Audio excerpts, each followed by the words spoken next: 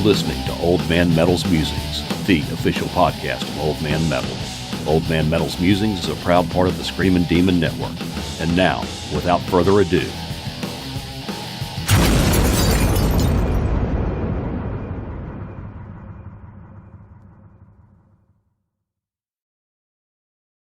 hey, this is Old Man Metal. Hope everyone's doing well, and welcome to the 5th episode of Old Man Metal's Musings, the official podcast of Old Man Metal.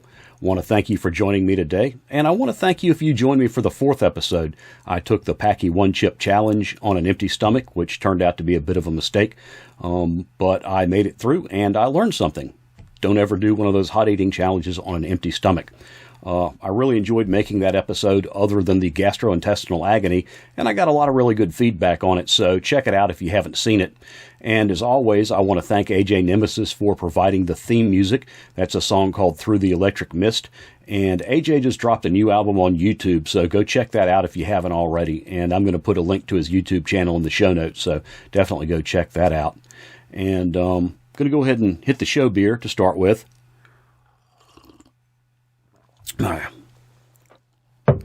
Obligatory one sip of coffee.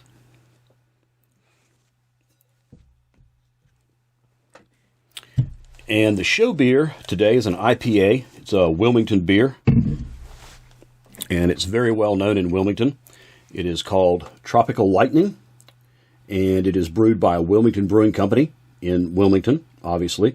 And this is one that you will find. It's the same on the front and the back. Look at that. This is one that you'll find to be one of the easier to find really good craft IPAs in Wilmington. This is a really popular beer. You see it in a lot of restaurants. Wilmington Brewing Company makes this very often, so it's usually available. And it's a West Coast style IPA with tropical notes. It's like the West Coast style. It finishes kind of dry. It's not hazy. It's fairly clear. It's got a good bit of residual bitterness, perceived bitterness to it. And like I said, it's sort of tropical flavored, tropical fruit notes, so that's why it's called Tropical Lightning. And it's a really, really good IPA. And it's one that I drink a fair amount of. A lot of the restaurants that I don't eat out a whole lot, but the restaurants that I like to eat at, most of them have this on tap. So a lot of times if I'm eating out, Tropical Lightning is what I'm going to have. So that's our show beer today. Thank you to Wilmington Brewing Company for brewing it. Thank you to Hey Beer for having it available. Not that I couldn't go down the road to Wilmington Brewing Company and get it, but I like to support Mike and Christy and Charles and take care of them because they're great people. And cheers to y'all for being here. Oh my God, that's so good. So I just noticed that my first video got copyright claimed for all 5 of the songs that I featured on it. And I never got a notice, and it was acclaimed for all 5, and all 5 of them were on different labels. So I'm pretty sure it was an automated claim by YouTube, and I don't think any of the copyright holders are the ones that claimed it. And that's not a big deal, like a copyright strike would be. It means that I can't monetize the video, usually, and it means that the copyright holders whose music I used can monetize the video and take the ad revenue from it. And the way I look at it, if any of the bands that I feature can make money off of an episode of my podcast where I'm talking about how much I like their music, that's great. You know, I'm not featuring big bands that have already made bank. I'm talking about people who are working day jobs and making great metal and could probably use the money. So maybe I've just found another way to support them if I actually generate any ad revenue off of these videos. So I'm not mad. What it does mean is that I can't just do album review videos with samples if I want to make any money off of monetization. And it also means that I won't be using samples from any bands that are on big labels because I don't want a copyright strike from someone being big-headed and unreasonable. I'm not really worried about that with the smaller labels and a lot of the bands that I'm featuring, but some of the bigger labels, they, you know how they are. So honestly, I think that what I'm doing and what I did the first episode is the epitome of fair use. And so if I did get a copyright strike, I would contest it. But an underground metal label getting a piece of my pie, I'm cool with that. I'm not going to worry about it. More power to them. So today I'm going to double down and I'm going to do more of the same with better videos because the additional processing power from upgrading the laptop let me produce the videos in OBS Studio OBS Studio rather, in one take, as opposed to having to do multiple takes, and that meant that I could do 2 simultaneous window captures, so I didn't have to use that ridiculously cheesy title bar that I used in the first episode that I said I was going to get rid of. Well, I did. The new laptop also lets me produce at 1080, and the first episode was at 720, so there's that too. So the videos will be better, they'll look better, they'll be smoother, it'll be a better looking video, and it'll be the same type thing, just looking at songs that I like and looking at songs that I like. So today what we're going to do is we're going to look at 3 recent releases that caught my interest, and we're going to check out 3 songs from each of them, and that's going to give you a pretty good idea of what they're about, just as far as I can do, just looking at little bits here and there.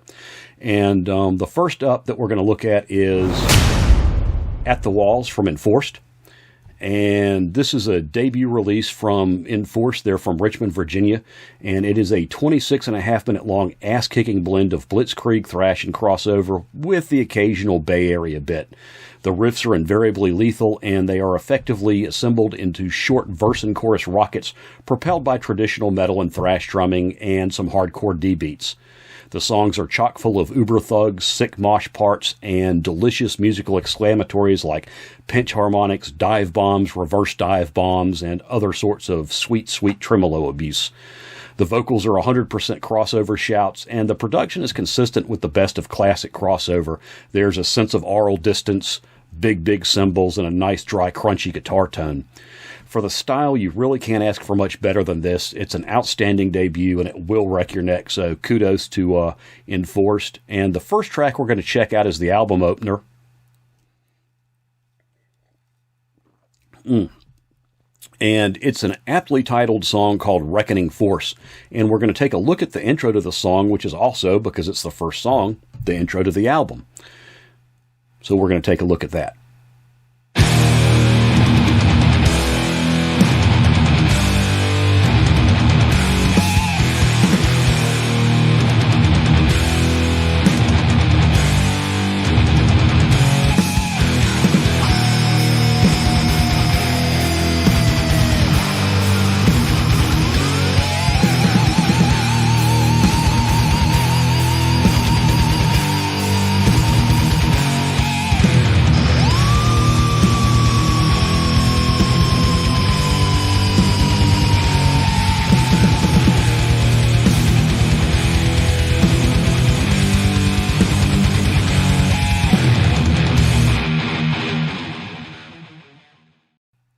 The way a band opens an album is often a pretty good indication of what you're in for, but Enforced go for a deceptively unhurried intro that takes up almost a quarter of the song, but you can also look at it as the calm before the storm, and it is very honest in terms of its composition. It's relentless thrash riffing and sick tremolo abuse, both of which play major roles on the album.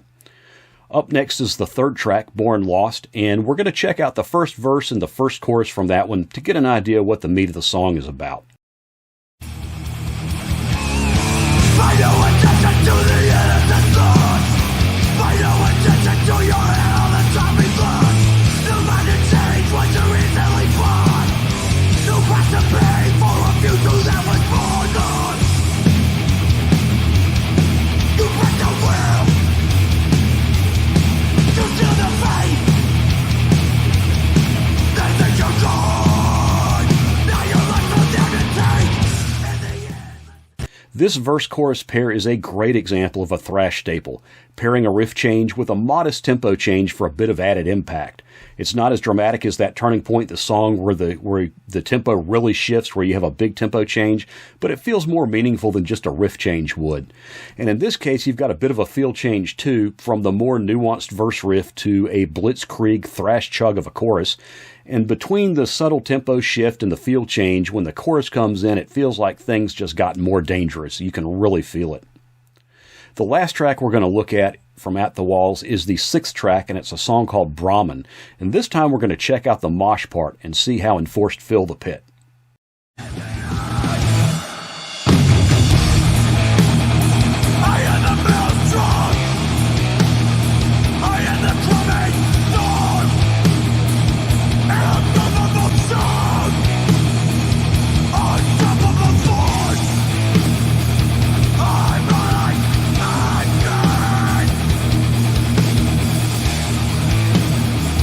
All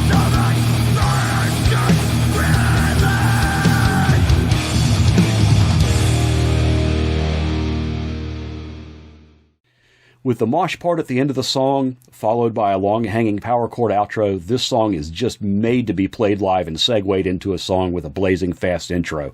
And it's a great counterpoint ending to a mostly up-tempo song that sees an intro and 3 verses alternate between gallopy and chuggy. At the Walls is a great album, and this is just a taste that doesn't even come close to doing the album justice. It's chock full of all the things that make thrash and crossover great, and they're all done properly and authentically. This is not a bunch of try-hard retro bullshit. At the Walls is the real deal.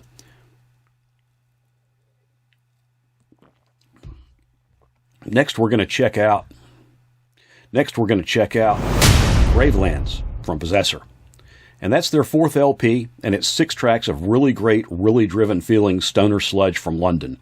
From the opening bass chug, there is no let-up until the final track, which is an 8-minute-plus hallucinatory trek through sandblasted wastelands that caps a run of 5 mid-length, mid- and upper-tempo rockers.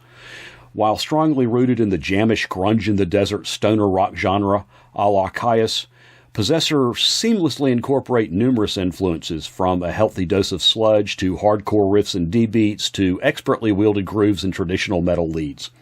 The result shows flashes of a lot of different bands, from Helmet to Motorhead to Corrosion of Conformity, and that's one of the things that makes this a really interesting album.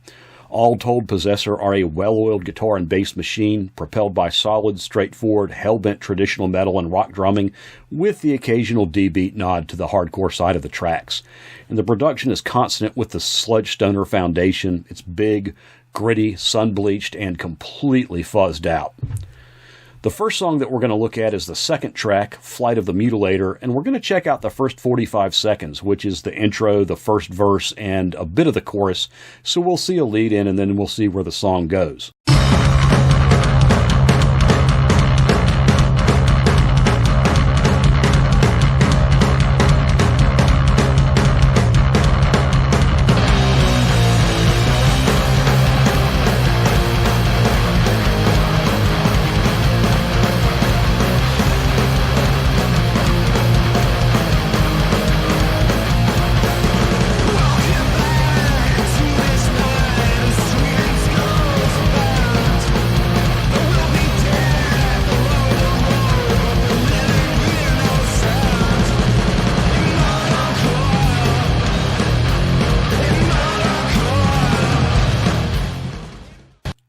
This clip really shows how disparate some of Possessor's influences are, and how clearly they come through. Even though a lot of the album is reminiscent of stoner rock and sludge metal, the intro, pre-verse, and verse of Flight of the Mutilator are pure proto-speed metal Motorhead worship. And the chorus is a huge feel change, and part of what lets them get that dramatic feel change is starting with a hard-charging verse. Next, we're going to check out my favorite song from the album, and that's the third track, and it's called Backwoods. We're going to start about 30 seconds in, and we're going to catch the last part of the intro, the pre-verse, and then the first verse.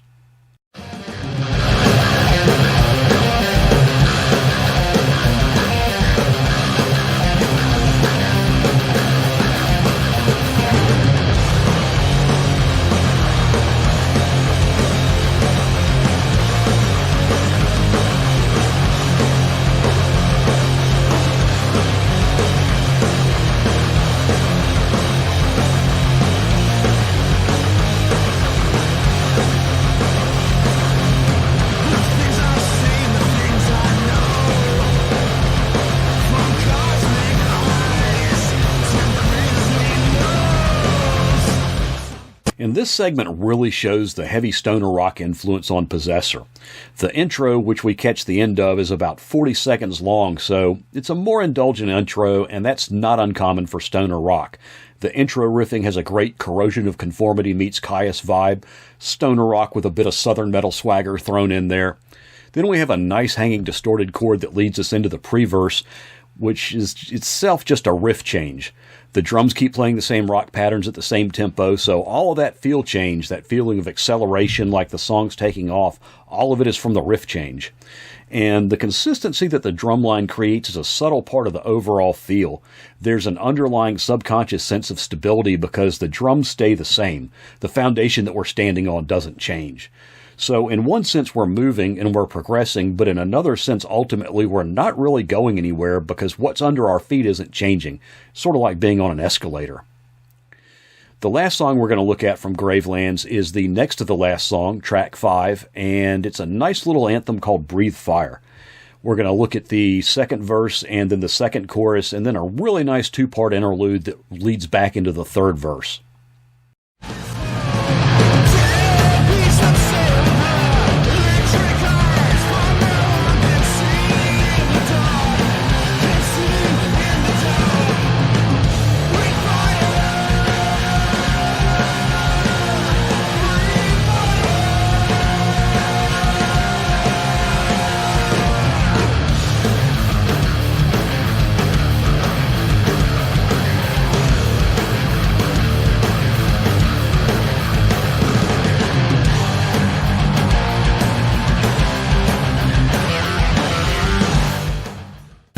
This is another example of how Possessor will let the guitar drive the progression of the song while the drums keep us rooted in familiar territory. The verse has a decidedly crunchy, chuggy feel. It's a tad bit aggressive and thrashy, and yet restrained, and that matches the staccato phrasing of the vocals. Then the chorus is a big feel shift. The smoothness of the alternate picked riff and the flowing phrasing of the vocals creates a sense of freedom of motion, which is a release compared to the staccato, restrained, chuggy feel of the verse.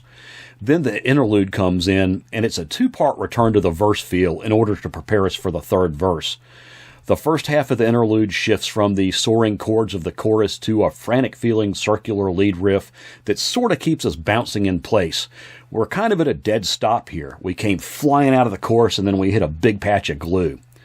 Then the second half of the interlude starts us moving again with a forward-leaning chord progression, but with some of the crunchy, chuggy, restrained feel of the verse riff too. And there's another bouncy little lead lick that reins us back in periodically. So easing us from the chorus to the next verse. So that's a look at Possessor's latest album, and for me, it's a perfect change of pace album. I don't listen to a lot of sludge or stoner rock, but I do enjoy both genres, and they're both something that I'll dip into occasionally as a palate cleanser, or when I just want to listen to something different for a while, and this is a great album for that purpose. The songs are varied, it's mostly up-tempo, and it's an engaging album. Everything is well done. Great riffs, great use of feel changes. There's just nothing not to like. The last album we're going to look at today is Absolute Power from Wraith. Wraith play a well-executed blackened blend of speed metal, thrash, and hardcore punk that lands somewhere in between Toxic Holocaust and Midnight, and it kicks as much ass as one might expect from that comparison.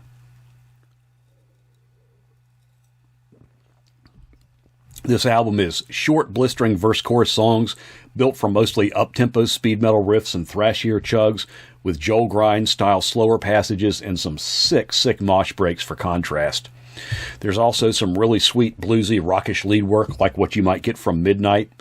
The drums are mostly traditional metal or rock patterns or hardcore, especially D-beats, and the production is spot-on mid-era Toxic Holocaust with the Midnight tone on the leads.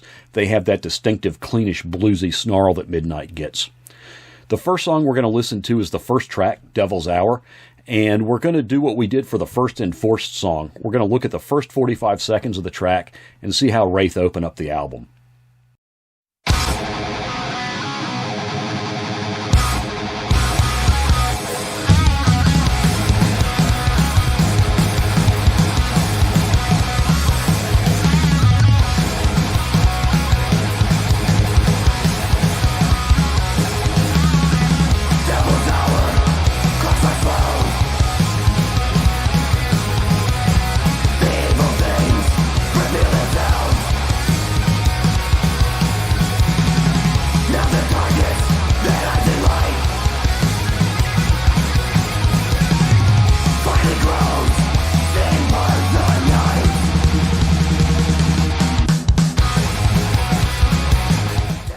Wraith show us pretty much what to expect in that first 45 seconds. Aggressive, up-tempo, blackened speed metal and thrash riffing, pushed by a rhythm section with rock and hardcore sensibilities, and some really sweet lead work. So now we're going to check out the sixth song, which is my favorite. It's a vicious little number called At the Stake, which is a quintessential black thrash song title, and Wraith really deliver on it. And again, we're going to look at the verse-chorus cycle.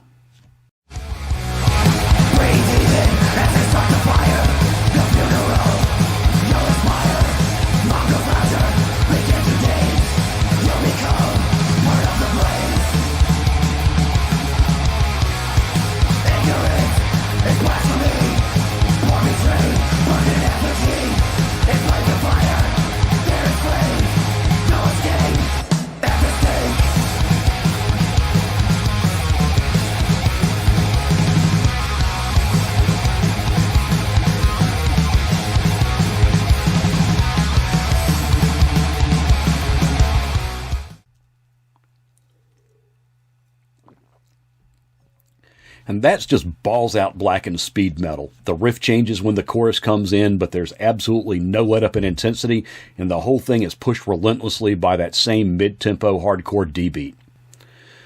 Last but not least, we're going to check out the second longest track on the album at 3 minutes and 17 seconds, and it's a very Toxic Holocaust-like song called Eyes of the Sacred Ram. And we're going to look at the transition that makes the song so great, to me at least, and that's the transition from the chorus to the breakdown. The chorus has two distinct parts. First, there's a thrashy power chord and chug section that comes to a dead stop, and then there's a moshy feel change that leads through a guitar chug break into the breakdown proper, and the breakdown itself is an absolute corker.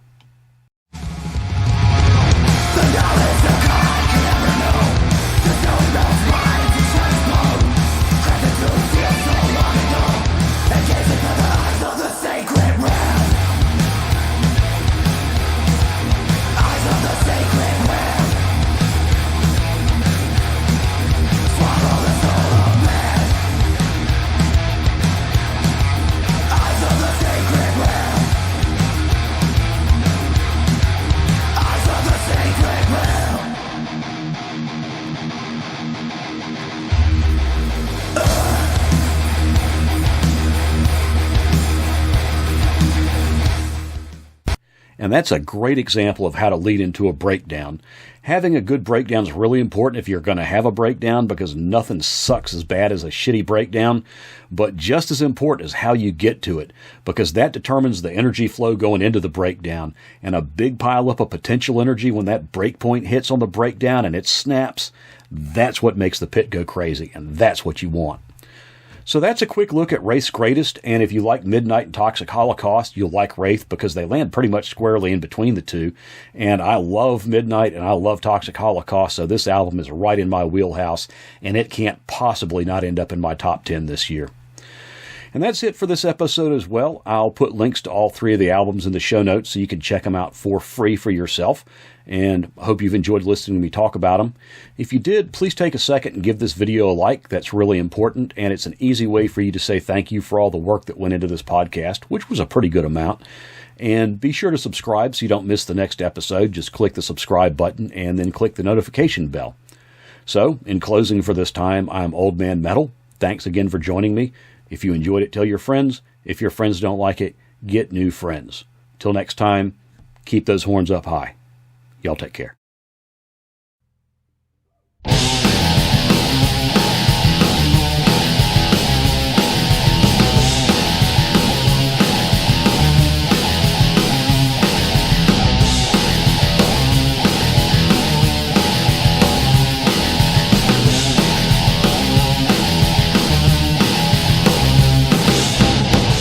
You have been listening to Old Man Metal's musings.